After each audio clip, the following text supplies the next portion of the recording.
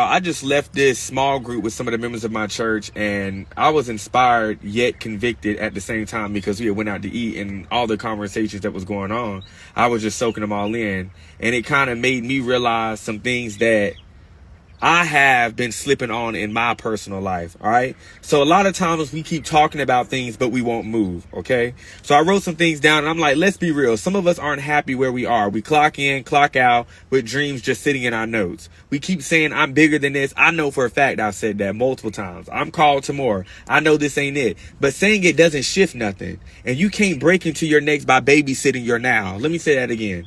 You cannot break into your next by babysitting your now. I got 3 points, all right?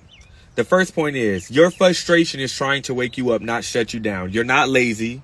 You're not crazy. You're just uncomfortable in a space God never meant for you to stay in. Your restlessness, that tension, that feeling of I should be doing more, that's divine agitation. But instead of moving, you keep monologuing. Isaiah 43 verse 19, behold, I will do a new thing. Shall ye not know it? So translation for that is, if you don't make a move, you'll miss what's new. Point number 2, you're talking yourself out of rooms that you belong in. Let's be honest, y'all. You're scared of applying. You're scared of rejection, and you convince yourself that you're not ready for something God already said was yours. But if it was up to us, we would have never chose any of the disciples that Jesus had, a fisherman, a tax collector, and skeptics to be disciples. That's why it wasn't up to us. Jesus said, follow me. If he can call them, what makes you think that God can't call you? What makes you think that he isn't already calling you?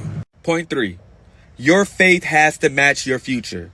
You keep praying for next level blessings, but move like this is as far as you'll go. You say you want big, but your actions still speak small. You talk kingdom, but apply like a temp. You dream CEO, but show up like you barely belong in the building. You don't get above and beyond by operating in just enough.